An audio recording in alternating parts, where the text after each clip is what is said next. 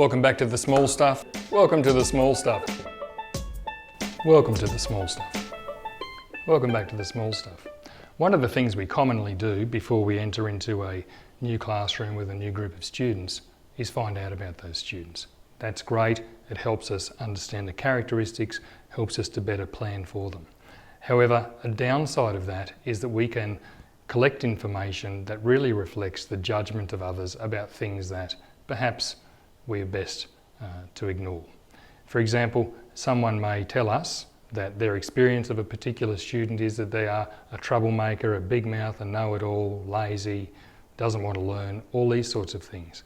If we enter into this session and towards that person having the same biases, then we can expect that it will become a self-fulfilling prophecy. It's called the expectancy theory. Science has proven that it works time and time again. Why don't we use it for the better? If we expect the best of our learners, regardless of the information that's come before, then we're more likely to actually get the best from them.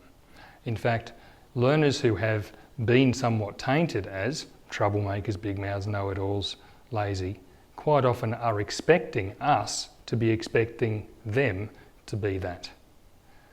If we can flip that around, then we'll often find that those people will respond with great appreciation, with great courtesy, and with a level of engagement that can actually lead them to surprise themselves and can also surprise the others who initially told us about them. It's something that I've experienced many times, and recently in an adult classroom setting, while waiting for some people to arrive, some other students said, "Sharon's running late, she'll be cranky."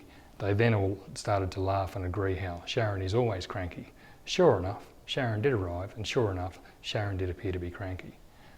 Rather than approaching her as a cranky person, I just let it slide. I let her do what she was doing, settle into the class, and during an activity where an opportunity arose, I went and discreetly squatted down next to Sharon, and I just said, "How are things going?" And she looked at me and she just said, "I've got the worst headache. I haven't slept properly for 6 weeks. I've been diagnosed with this sleep disorder. No one knows about it. Everyone is just riding me for being cranky, and that's just getting on my goat. I'm sick of it."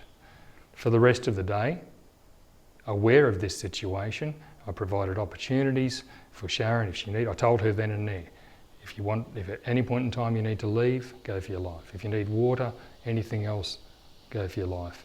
And by adopting a gentle approach with Sharon rather than an antagonistic or a defensive one, by the end of the day she came to me and said thank you. And the next day her manager phoned me and said, "Thank you. I'm not sure what it is you said or did to Sharon, but she's like a new person." I'm not blowing my own trumpet here. I'm simply saying that if we expect the best from people, then quite often it works out well for everyone. Try it out.